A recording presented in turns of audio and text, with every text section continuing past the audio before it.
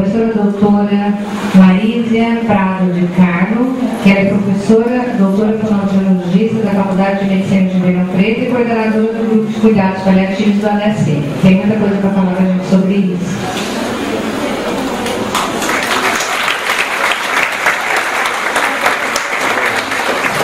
Boa noite.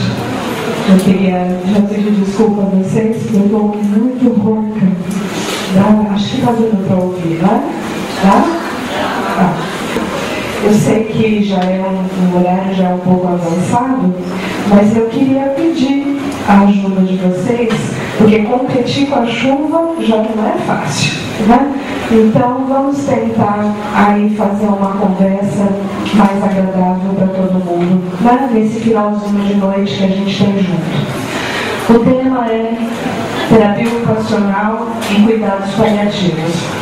Eu queria apresentar a vocês o símbolo do grupo de cuidados paliativos do Hospital das Clínicas da Faculdade de Medicina de Ribeirão Preto, da USP, e é um grupo aberto e ele se reúne semanalmente para quem quiser participar.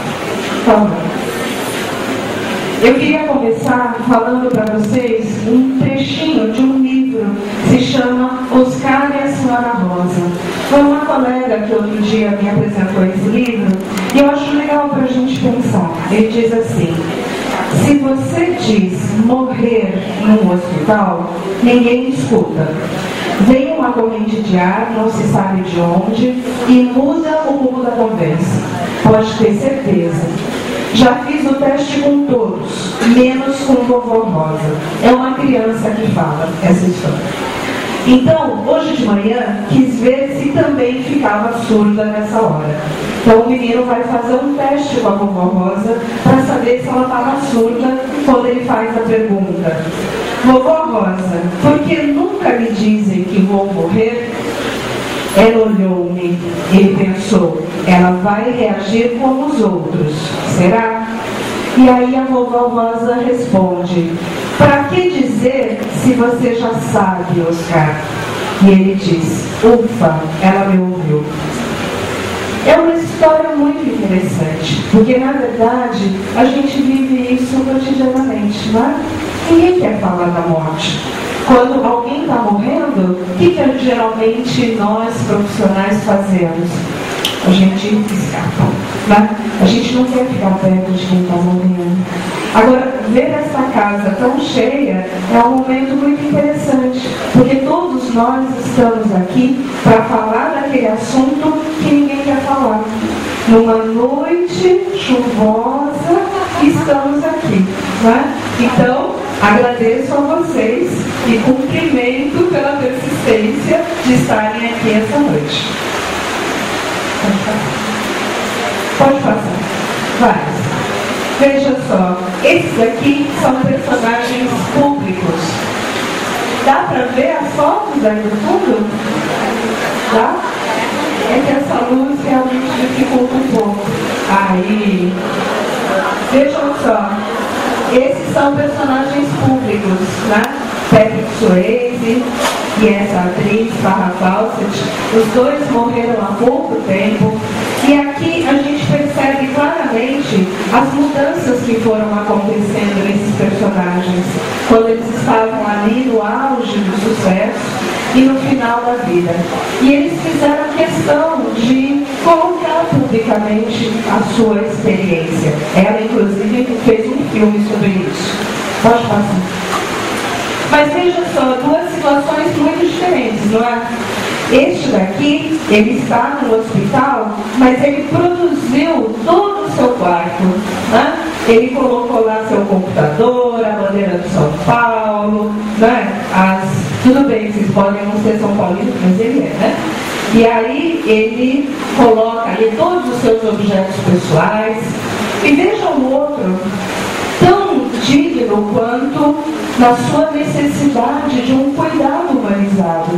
Mas certamente os dois estão vivendo essa experiência da terminalidade de formas muito diferentes.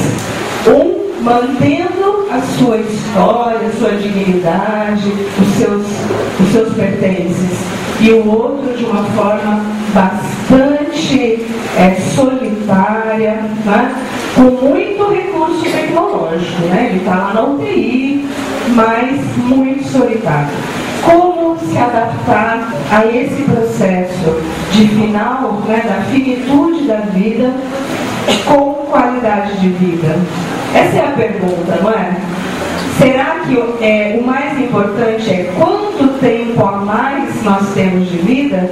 Ou o importante é qual a qualidade de vida que nós temos a mais no tempo que nos resta? Essa é uma pergunta importante que nós precisamos nos fazer. Pode passar.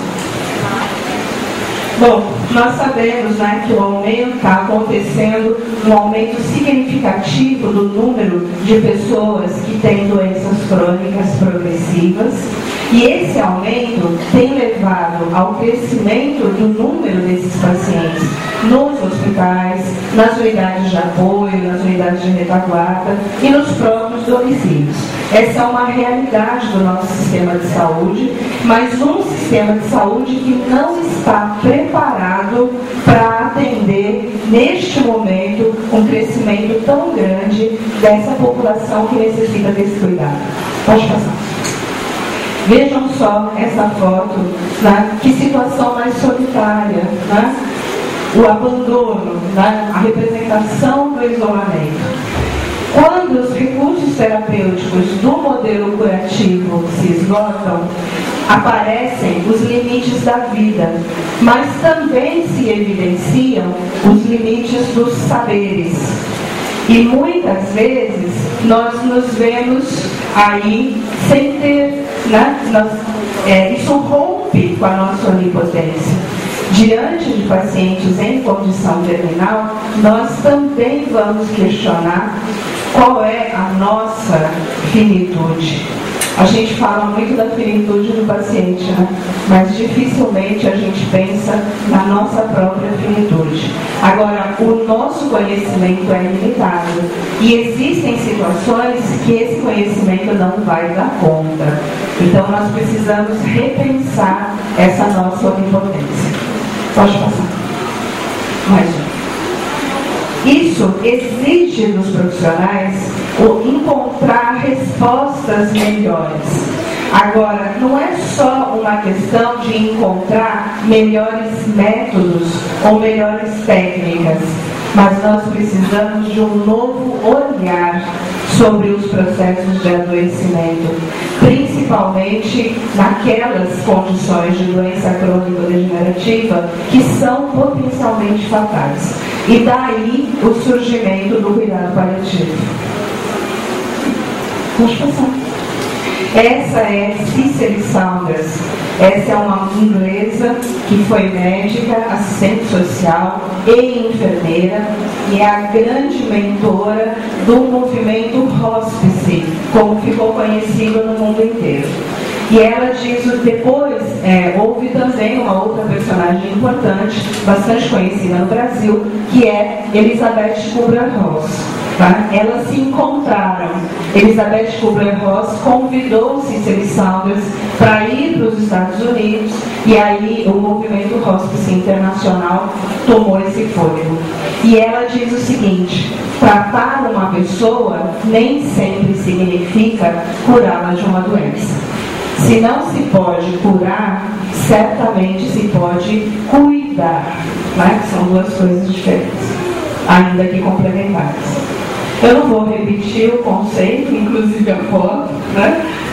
Mas lembrando, como eu ouvi também que vocês perguntaram, paliativo vem de palium, quer dizer manto ou capote. Então, na verdade, é todo